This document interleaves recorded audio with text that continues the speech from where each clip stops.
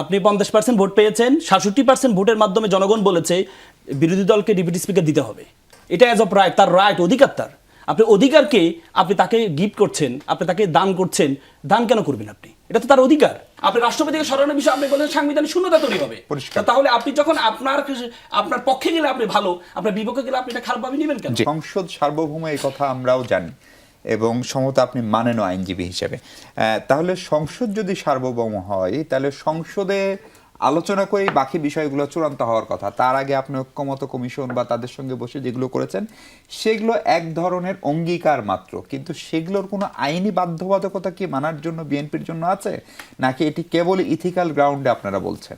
দেখেন, প্রথম কথা হচ্ছে আপনি সংসদকে সার্বভৌম বলছেন। সংসদে কি আমাদের যে সংবিধান, এই সংবিধানে কি আপনি বিরোধী দল থেকে ডেপুটি স্পিকার দিতে পারবেন? 74 দ্বারা পারবেন না।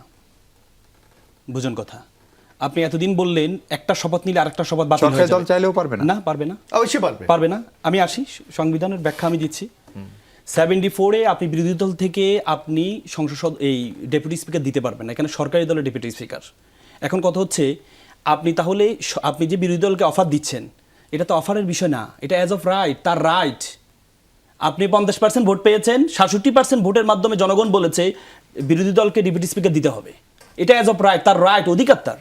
আপনি অধিকারকে আপনি তাকে গিফট করছেন, আপনি তাকে দান করছেন। দান কেন করবেন আপনি? এটা তো তার অধিকার। কারণ আপনি যে আজকে রাষ্ট্র চালাচ্ছেন, আপনি যে আজকে গভর্নমেন্ট চালাচ্ছেন, বাংলাদেশ চালাচ্ছেন, আপনাকে কে দিয়েছে? এটা জনগণও দিয়েছে, 50% জনগণ দিয়েছে। কিন্তু তার বিপরীতে গণভোট যেটা, 67% জনগণ তো বলেছে ডেপুটি স্পিকার বিরোধী দলকে দেওয়া। তো তাহলে আপনি 100 টাকা দেওয়ার কথা, আপনি 20 টাকা দিয়ে বলে যে দাও, নাও এই টাকাটা তোমাকে দান করছি। কেন? আমি তো 100 টাকা পাই আপনার কাছে, জনগণ তো আমাকে দিয়েছে। আপনি বললেন একটা হলে আরেকটা বাতিল হয়ে যাবে, বললেন একটা শপথ নিলে আরেকটা শপথ বাতিল হয়ে যাবে। ধরেন এই বিরোধী দল জামাত এবং এনসিপি দুটা শপথ নিয়েছে, তাহলে তাদের তো দ্বিতীয় শপথের কারণে প্রথম শপথ বাতিল। যদি প্রথম শপথ বাতিল হয় আপনাদের আলোকে, তাহলে তো তাদের সংসদ সদস্য শপথ বাতিল। তাহলে যাদের সংসদ সদস্য পদ বাতিল, তাদেরকে আপনি ডেপুটি স্পিকার কেমন অফার করছেন? তারা তো সংসদ সদস্য নাই, তারা তো সংসদ সদস্য নেই, এটা আপনাদের ভাষ্য। তাহলে আপনি কিভাবে তাদেরকে ডেপুটি স্পিকার অফার করছেন? তার মানে এই দেখেন, আপনি ব্যাপারটা হচ্ছে একটু আগে মোশাররফ বললো না, 133টা অধ্যাদেশ হয়েছে এই অন্তর্বর্তীকালীন সরকারের সময়, যেগুলো কালকে উত্থাপিত হবে 133টা। তার মধ্যে আপনার যেটা মন মতো হয়েছে সেটাকে আপনি বলছেন মিষ্ট, আর যেটা আপনার বিপরীতে গিয়েছে সেটাকে বলছেন দুষ্ট। কেমনি দেখেন, আপনি দেখেন আমাদের আর্টিকেল 59-এ বলা আছে যে মেয়র যারা আছে তারা নির্বাচন মাস্ট বি ইলেক্টেড। কিন্তু আমাদের অন্তর্বর্তীকালীন সরকার একটা অধ্যাদেশ জারি করেছে যে তাদেরকে প্রশাসক নিয়োগ করার জন্য। আপনি তাদের অধ্যাদেশের আলোকে সংবিধানকে ভায়োলেট করে আপনি কি করলেন? প্রশাসক নিয়োগ দিলেন। তাহলে এটা কি আপনার কাছে মিষ্ট কেন মনে হচ্ছে? এটার কাছে আপনার কাছে মিষ্ট কেন মনে হচ্ছে? এটা তো দুষ্ট হওয়ার কথা, কারণ এটা সংবিধানের বিপরীতে। তারপরে দেখেন, মোশাররফ একটা কথা বললো যে রাষ্ট্রপতির অধীনে শপথ নিয়েছে, এর আগে ডাবল স্ট্যান্ডার্ড নিয়েছে। আপনি দেখেন, রাষ্ট্রপতিকে সরানোর জন্য এনসিপি, জামাত সবাই আন্দোলন করেছে, কিন্তু বিএনপি বলেছে সাংবিধানিক শূন্যতা তৈরি হবে, রাষ্ট্রপতিকে সরানো যাবে না। সংবিধানকে স্থগিত করার জন্য বিরোধী দল থেকে জামাত এবং এনসিপি থেকে বলা হয়েছে, বিএনপি বলেছে না, কারণ সংবিধান যদি স্থগিত হয়, রাষ্ট্রপতিকে যদি অপসারণ করা হয়, তাহলে কি হবে? তাহলে হচ্ছে নির্বাচনটা দেরি হয়ে যাবে। এই জন্য ওনাদের বিরোধিতার কারণে রাষ্ট্রপতিকে সরানো যায় নাই এবং কি সংবিধানকে স্থগিত করা যায়নি। আপনি 1977 সালে জিয়াউর সাহেব গণভোট আয়োজন করেছে, তখন সংবিধানে গণভোট ছিল না, কিন্তু শুধুমাত্র জনগণ অভিপ্রায়ের কারণে 1977 সালে এবং 79 সালে গণভোটকে সংবিধানে যুক্ত করা হয়েছে। তার মানে আপনি 77 সালে আপনি যেটি 77 সালে আয়োজন করেছেন সেটা তো সংবিধানে ছিল না। তার মানে আপনি যদি সব জায়গায় সংবিধানের বিষয়গুলো নিয়ে আসেন, না তখন মাশাআল্লাহ ছিল, সংবিধান সাসপেন্ড ছিল, এই তো স্থগিত ছিল সংবিধান। সংবিধান স্থগিত কে করেছে? সামরিক শাসক। এই তো আমি সেটাই তো বললাম। আপনি যখন এই যে এবারে অন্তর্বর্তীকালীন সরকার যখন সংবিধান স্থগিত করতে চেয়েছিল, তখন আপনি বলছেন সাংবিধানিক শূন্যতা তৈরি হবে। আপনি রাষ্ট্রপতিকে সরানোর বিষয়ে আপনি বলেন সাংবিধানিক শূন্যতা তৈরি হবে।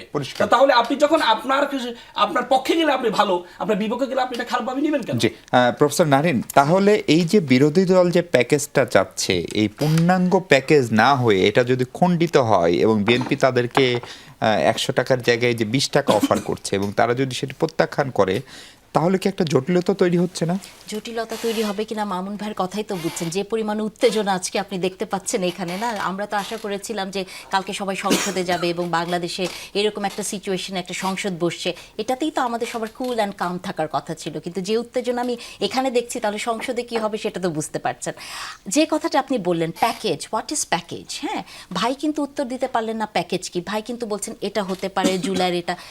জামাতে ইসলামী ধরেন এই ধরনের কিছু শব্দ বলে সবসময় একটা মানে সম্ভাবনার জায়গা ওপেন রেখে দেয়। ধরেন আজকে বলবে প্যাকেজ হচ্ছে জুলাই, কালকে সংসদে যে ওনাদের প্যাকেজে আরেকটা জিনিস যুক্ত হবে, ওনারা অপশন খোলা রাখেন যে অপশন দিয়ে মানে প্রতিযোগিতা, কম্পিটিশন এবং দ্বন্দ্ব বিতর্ক তৈরি করা যায়। যে কথাটি রাসেল বলছিলেন মিষ্ট এবং দুষ্টর কথা, বিএনপির কাছে কোনটা মিষ্ট এবং বিএনপির কাছে কোনটা দুষ্ট এটা কিন্তু বিএনপি আগেই বলে দিয়েছে। বিএনপি কি নোট অফ ডিসেন্ট দেয় নাই? বিএনপি তো নোট অফ ডিসেন্ট দিয়েছে। তাহলে যেগুলোতে বিএনপি নোট অফ ডিসেন্ট দিয়েছে, বিএনপিকে একবারও বলেছে যে আমরা নির্বাচিত হলে এগুলো মেনে নিব? বলে তো নাই। তার মানে প্রথম দিন থেকে বিএনপির কাছে যেটা মিষ্টি সেটা মিষ্টিই আছে, বিএনপির কাছে যেটা দুষ্ট সেটা দুষ্টই আছে। দেখেন একটা সুন্দর অফার যেটাকে আপনি বলছেন ডেপুটি স্পিকার, সেটাকে উনি দানের জায়গায় নিয়ে গেলেন। এখন একটা মানসিকতা, রাজনৈতিক মানসিকতার পরিবর্তন তো হতে হবে। এটা কি দান মানে বা 20 টাকা 100 টাকার বিষয়? যখনই আপনি ওনারা খুব মানে কালকেও দেখলাম একটা টকশোতে একজন বলার চেষ্টা করলেন যে ইলেকশনে এত ইঞ্জিনিয়ারিং হয়েছে কিন্তু জামাতে ইসলামী কিছু বলে না গণতন্ত্রের দিকে তাকিয়ে। তাহলে এতই যদি গণতন্ত্রকামী দল হয় তাহলে তারা দানের জায়গায় ওনারা যাচ্ছেন কেন? দেখেন আরও কিছু কিছু কথা রাসেল বললেন বা যে কথাগুলা বিএনপির নোট অফ ডিসেন্ট নিয়ে হয় বা কিছু, আমি মনে করি বিএনপি প্রথম থেকে তার স্ট্যান্ডে ঠিক আছে। বিএনপি কখনোই এই দেশের মানুষের সাথে কোনো দ্বিচারিতা করে নাই জুলাইয়ের পর। এবং দেখেন জামাতে ইসলামীর সমস্যাটা হচ্ছে যে যখন সংবিধান তাদের পক্ষে যায় তখন তারা সংবিধানের দিকে ঝুঁকে, যখন সংবিধানের কোনো কিছু তাদের বিরুদ্ধে যাচ্ছে তখন তারা সংবিধানের বিরুদ্ধে কথা বলে। তারা কখনো একটা কনস্ট্যান্ট স্ট্যান্ডে কিন্তু কখনোই থাকে নাই।